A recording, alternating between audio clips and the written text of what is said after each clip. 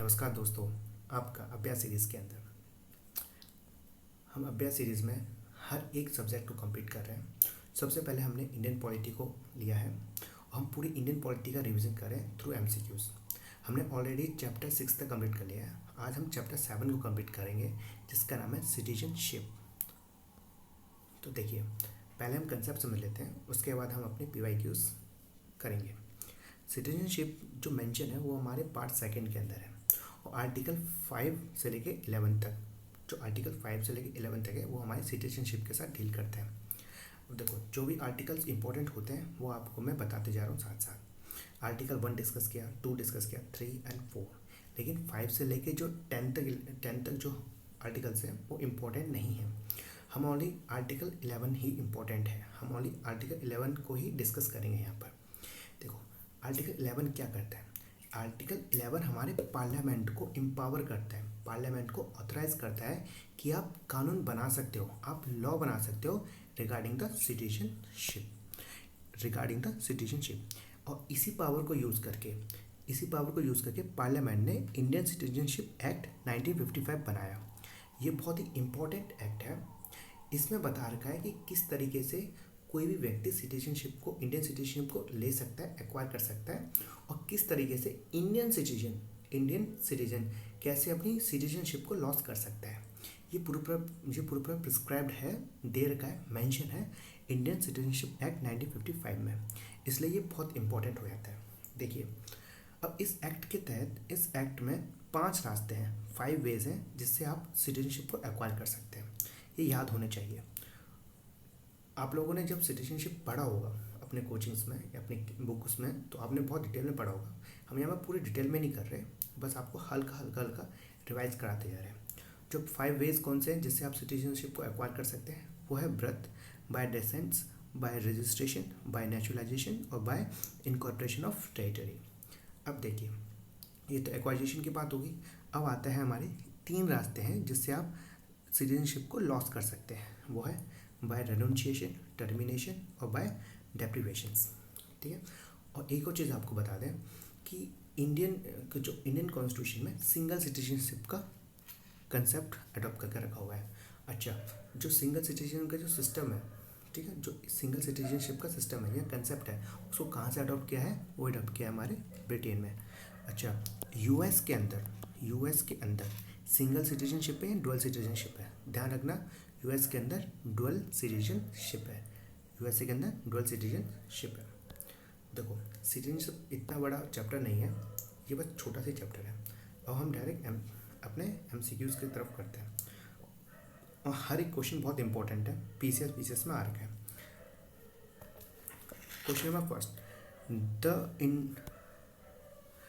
The citizenship provide by the constitution of India is dual citizenship? नहीं, मैं आपको बता चुका हूँ, डुअल सिटीजनशिप हमारे यूएस में है। हमारे इंडिया ने सिंगल सिटीजनशिप ले रखी है। कहाँ से अडॉप्ट कर रखी है? ब्रिटेन से, याद रखिएगा। Question number second, which part of the Indian constitution are related to the citizenship? बता रखा है मैंने, पार्ट 2, पार्ट सेकंड और आर्टिकल कितने हैं? 5 से लेके 11 तक। ठीक है।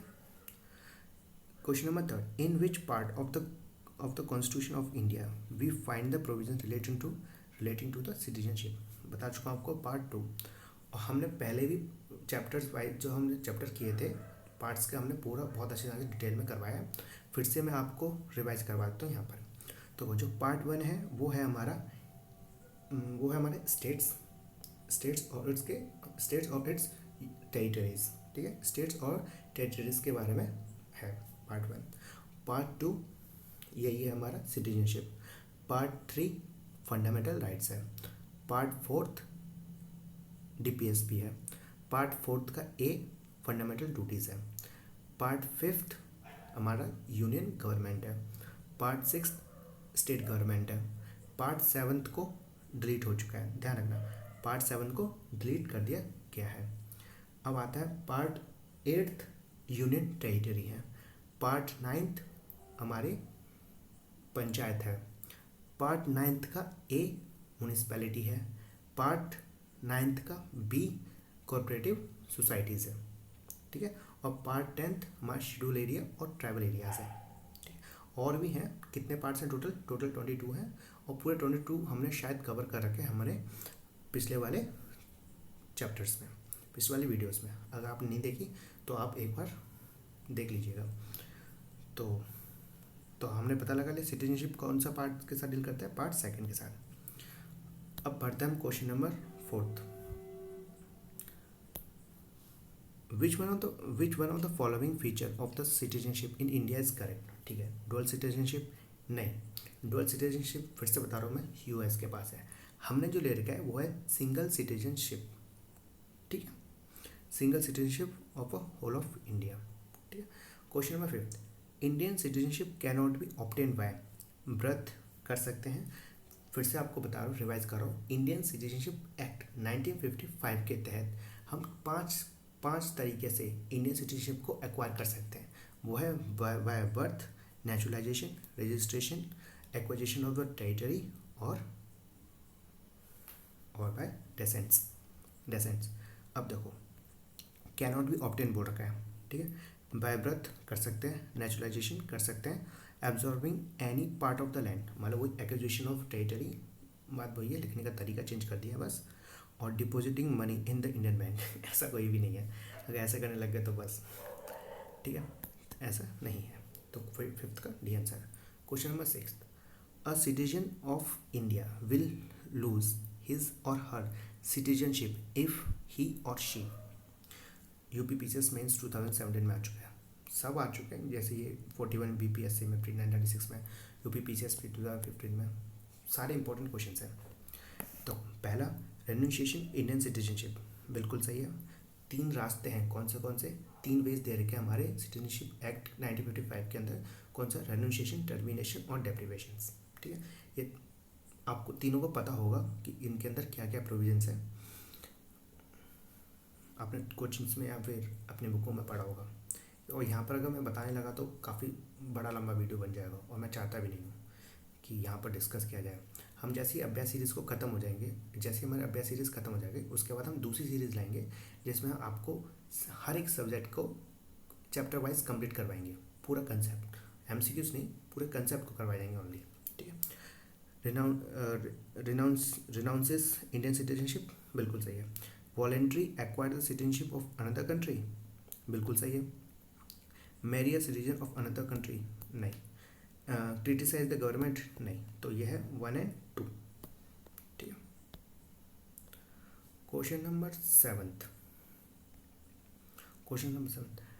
Which country accept the policy of the dual citizenship. मैं आपको शुरुआत से बताते आ रहा हूँ, dual citizenship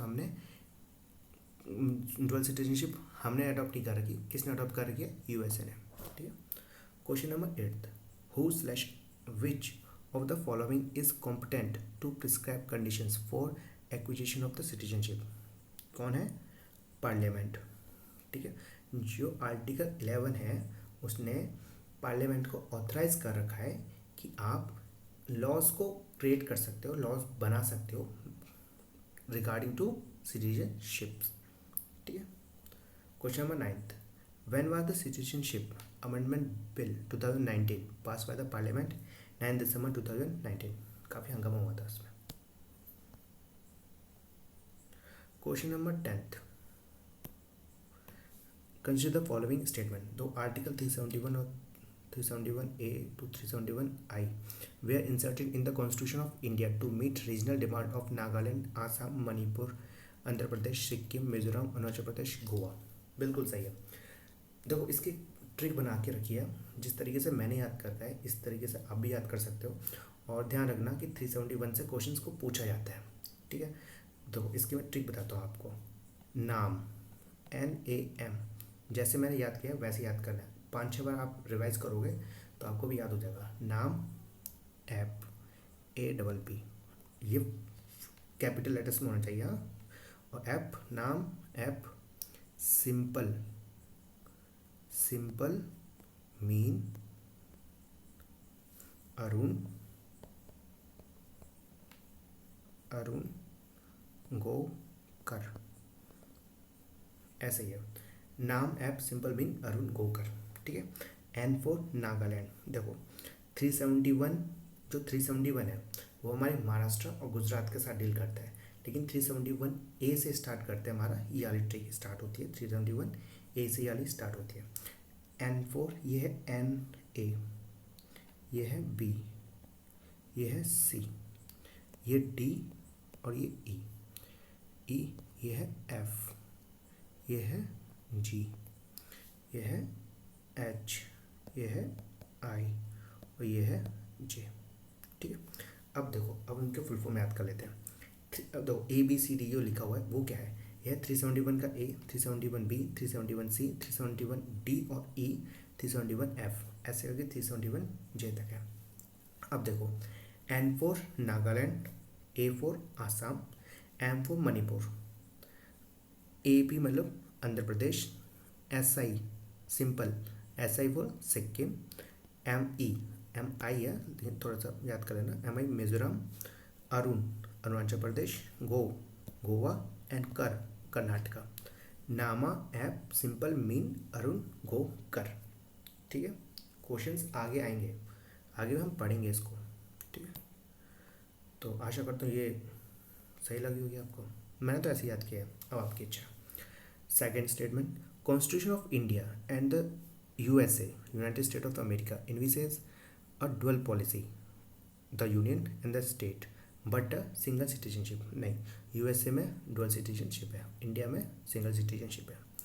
third, a neutralise citizen of India can never be deprive his citizenship. नहीं भाई, नेचुरलाइज सिटीजन भी अपनी सिटीजनशिप को डिप्राइव कर सकते हैं, तो ये गलत, ये गलत, ओनली फर्स्ट सही है, तो आंसर डी। तो देखो सिटीजनशिप छोटा सा चैप्टर है, ज़्यादा बड़ा है नहीं, तो इसका ओनली 10 ही क्वेश्चन मिले मेरे को इंपॉर्टेंट, और मैं लाना नहीं चाह रहा था फालतू क्वेश्चंस। तो आशा करता हूँ ये आपको वीडियो अच्छी लगी होगी। अगर आपको ये वीडियो अच्छी लग रही है तो मुझे सपोर्ट कीजिए, वीडियोस को लाइक कीजिए, शेयर कीजिए और चैनल को सब्सक्राइब कर दीजिए। अभी नया चैनल है तो आप लोगों की सपोर्ट की आवश्यकता है। जी धन्यवाद।